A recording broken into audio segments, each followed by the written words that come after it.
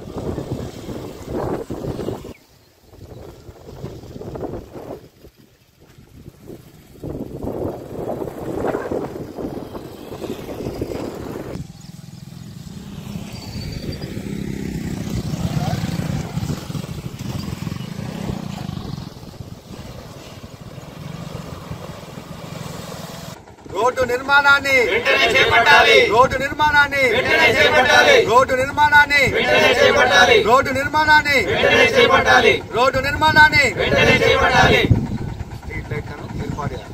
Street లైట్లను ఏర్పాటు చేయాలి. స్ట్రీట్ లైట్లను ఏర్పాటు చేయాలి. స్ట్రీట్ లైట్లను ఏర్పాటు చేయాలి. స్ట్రీట్ లైట్లను ఏర్పాటు చేయాలి.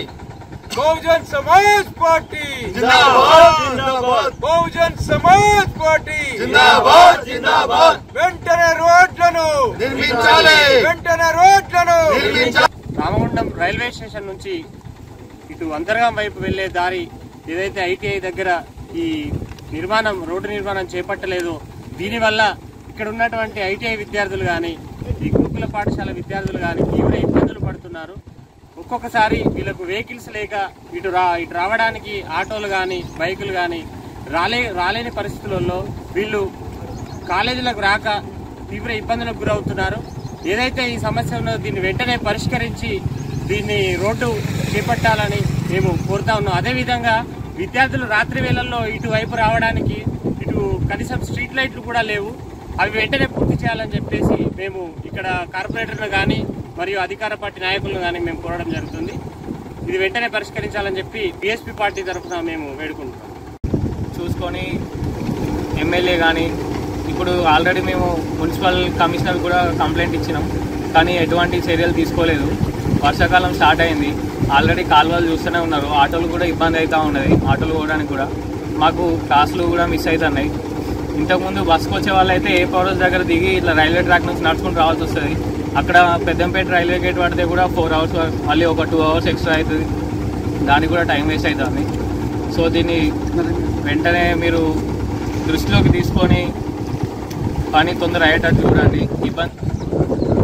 రామగుండం కార్పొరేషన్ లోపల ప్రతి సంవత్సరం 100 కోట్ల నిధులు వస్తున్నాయని చెప్పేసి ప్రజాప్రతినిధులు